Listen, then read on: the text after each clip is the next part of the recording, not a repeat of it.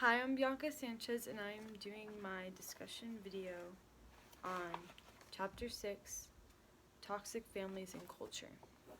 I don't have an SSC student ID as of yet, so since I'm a dual enrollment student, this is my high school student ID, my name and picture. Okay, I'm going to be answering a few questions from a few of the discussion questions from page 147 and 148.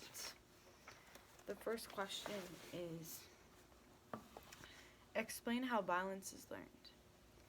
Violence is learned through the influences a person has in their life, especially influences that start at a young age, such as witnessing violence in home or out of home, maybe at school, or maybe there's domestic abuse happening in the house between the mother and the father, or maybe the child themselves are being abused. Seeing abuse constantly can cause a child to believe that violence is socially acceptable, maybe. Through peers, if they're part of gangs or stuff like that, and where they are, their environment, and the media, because they might be exposed to video clips or their favorite actor or TV show is seen as popular when they commit, or doing something good when they are committing these crimes. Then I'm going to skip to number 3. How do social conditions contribute to violence? Illustrate with an example. Social conditions contribute to violence because sometimes people might not afford to pay the bills or something, and they might result to them robbing or killing someone for money. They may go on the street, join some gangs, and commit violent acts in order to fit in socially.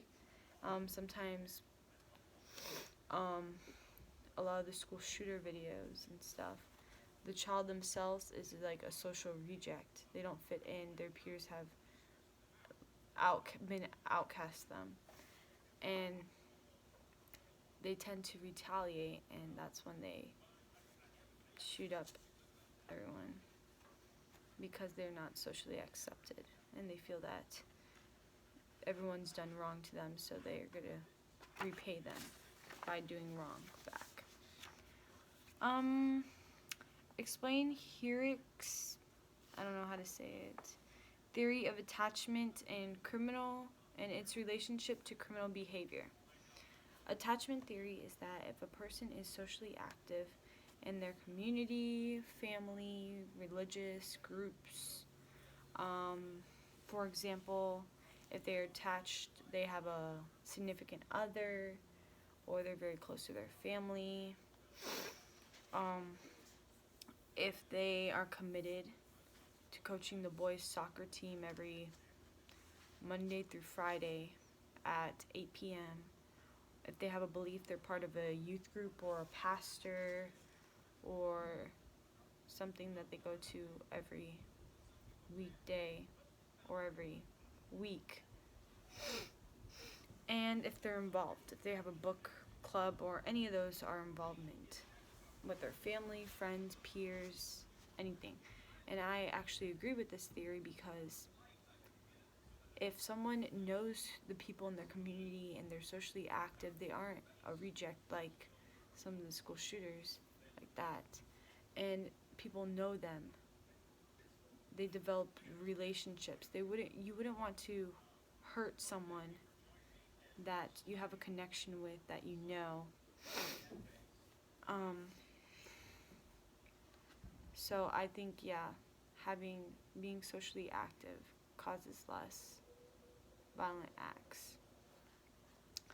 And my last question. Since our media is full of violence, including unpunished violence, explain from an interactionist perspective why most children do not become violent offenders. Most children do not become violent offenders because they are taught right and wrong. they aren't exposed to violence constantly. If you're constantly exposed to violence, you would think that violence is socially acceptable. Not every child has their parents abusing them or being abused by each other in the house.